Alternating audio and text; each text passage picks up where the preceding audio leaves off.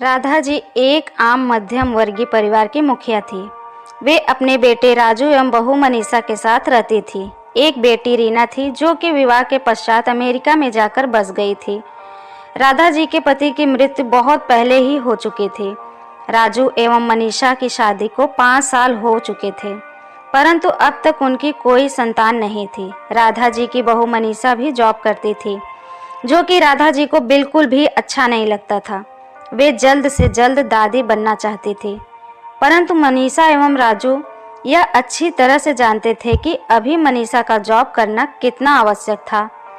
राधा जी अपने बेटे राजू से इस बारे में बात करती तो राजू किसी न किसी बहाने से बात को टाल देते थे। इसीलिए वे मनीषा को ही दुखी करने के बहाने ढूंढती रहती थी ताकि वह अपनी जॉब छोड़ दे। हालांकि वे दिल की बुरी नहीं थी, परंतु पोते की चाह में वे न चाहते हुए भी ऐसा कर जाती थी। वह अपनी उम्र की सहेलियों को दादी बनते देखकर उनका मन बहुत ही दुखी हो जाता था। एक दिन ऑफिस में काम की वजह से मनीषा को देर रात हो गई सोने में और राधा जी को अच्छा खासा मौका मिल गया। ये क्या बहू, अभी तक सो रही हो? पता है सुबह के 10 बज गए हैं। राजू भी बेचारा कब से उठकर ऑफिस के काम पर लग गया है और तुम हो कि अभी तक सोई पड़ी हो। चलो अब उठकर सबके लिए चाय नाश्ता बना लो। मुझसे कुछ हो नहीं पाता है, वरना मैं तो तुम्हारे भरोसे कभी न रहती, स्वयं ही सब कर लेती।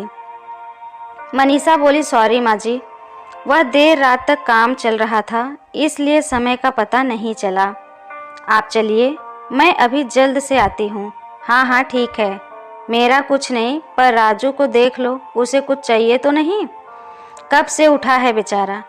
हे ईश्वर, मुझे जल्दी से ठीक कर दे ताकि मैं ही अपने बेटे का ध्यान रख सकूं। राधा जी ने नाटकीय अंदाज में कहा। मनीषा ने घड़ी देखी तो वाकई 10 बज गए थे। वह जल्दी जल्दी अपने कार्य निपटाकर हॉल में आई तो राजू अपने लैपटॉप के साथ ऑफिस के काम कर रहा था। उसने किचन में जाकर चाय नाश्ता बनाया और फिर रात के बर्तन साफ किए और झाड़ू पोछा करके नहाने को चली गई। दरअसल कोरोना वायरस की बढ़ती बीमारी की वजह से शहर में पूरी तरह लॉकडाउन किया गया था, इसीलिए काम वाली बाई भी नहीं आ रही थी। मनीषा स्वयं एक इंटरनेशनल कंपनी में काम करती थी। उसका ऑफिस टाइम निश्चित नहीं होता था, ज़्यादातर उसे रात देर तक काम करना होता है, इसीलिए वह देर तक सोती रही। मनीषा नहाकर आई तो देखा कि उसकी सास अपने कमरे में अपनी सहेली से फ़ोन पर बात कर रही थी।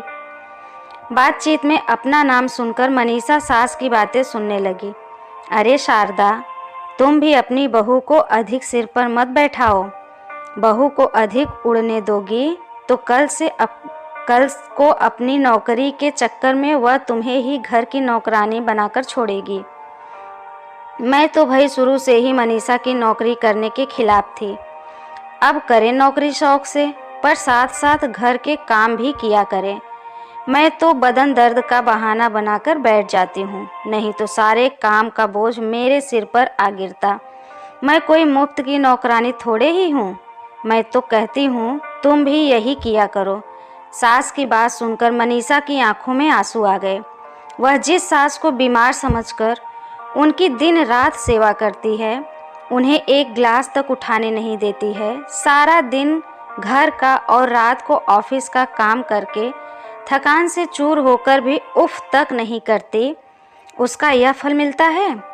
माना वे मेरी नौकरी के खिलाफ हैं, मगर यदि घर की किस्त नहीं भरनी होती तो मैं भी कभी नौकरी नहीं करती। राजू का बोझ कम करने के लिए ही तो मैंने नौकरी कर रखी है।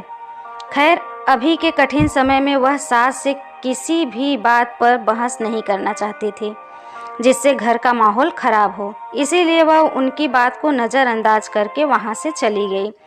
परंतु उसकी नज़रों में राधा जी की इज्जत अवश्य कम हो गई थी। दूसरे दिन सुबह सुबह राधा जी की बेटी रीना का अमेरिका से फ़ोन आ गया। रीना की सास उसके पास अमेरिका आई हुई थी। आदत के अनुसार राधा जी ने जैसे ही सीमा की सास की बुराई करनी चाहिए, वैसे ही सीमा ने उन्हें डपट दिया। माँ, आप बिल्कुल भी माँ जी के बारे में अनाप शनाप नहीं बोलेंगी। पता है आपके चक्कर में आकर मैंने उनके साथ कितना बुरा व्यवहार किया था, परंतु आज मुझे उनकी कीमत पता चल गई है। तुम तो उनके यहाँ पर आने के कितने खिलाफ थी, मगर आज यदि वे यहाँ नहीं होती ना माँ, तो ना जाने हमारा क्या हाल होता। तुम्हें तो पता ही है कि मेरी नौकरी करना कितना आवश्यक है। कोरोना ने यहाँ भी ऐसा कहर ढाया है कि घर से सब काम करना पड़ रहा है। किट्टू का बेबी केयर सेंटर भी बंद हो गया है। मैं और राजेश फुल टाइम बिजी रहते हैं। ऐसे में माँ, मेरी माँ जी ने अकेले ही किट्टू के साथ साथ पूरे घर का सारा काम संभाला हुआ है। मुझे कुछ भी नहीं करने देती। अगर वे नहीं होती तो माँ, हमारा क्या होता, यह सोचकर ही रोंगटे खड़े हो जाते हैं। सच में माँ, वे कोई साधारण महिला नहीं है, अपितु मेरे लिए तो वे देवी के समान हैं। मेरे इतना अपमान करने के बावजूद इतना बोली और सीमा रोने लगी। उसने फ़ोन कट कर दिया। सीमा की बात सुनकर राधा जी की भी आंखें भर आई। उन्हें अपनी भूल का एहसास हो गया। मनीषा तो वाकई उनका कितना ख्याल रखती है। उनकी कड़वी से कड़वी बात का भी बुरा नहीं मानती है, उल्टे जवाब भी नहीं देती। वाकई अभी का समय तो एक दूसरे को हौसला देने का है, सारे गिलवे शिकवे भुलाकर एक दूसरे की सहायता करने का है। तो फिर वे स्वार्थ में कैसे अंधी हो गई, इतना कैसे गिर गई थी कि ऐसे कठिन समय में अपने ही परिवार की मदद नहीं कर सकती। उन्होंने उसी समय मनीषा को बुलाकर उसके सिर पर प्यार से हाथ फेरते हुए कहा, मनीषा, आज से घर के कामों की आधी जिम्मेदारी मेरी रहेगी। मैंने आज तक तुम्हें जो भी कहा और किया उसके लिए सॉरी। चलो अब तुम जाकर आराम करो, खाना मैं बना लूँगी। इधर सास का बदला हुआ रूप देखकर मनीषा की भी आंखों में खुशी के आंसू आ गए एवं अपनी सास के प्रति उसके मन में फिर से पहले वाला सम्मान वापस आ गया था। शायद हमारे जीवन में बहुत ही कठिन समय आता ही इसीलिए है कि हमें एक दूसरे की अहमियत का पता चले। अपनी गलतियों का एहसास होने एवं आगे बढ़कर क्षमा मांगने से वाकई इंसान छोटा नहीं अपितु बहुत बड़ा हो जाता है, राधा जी की तरह।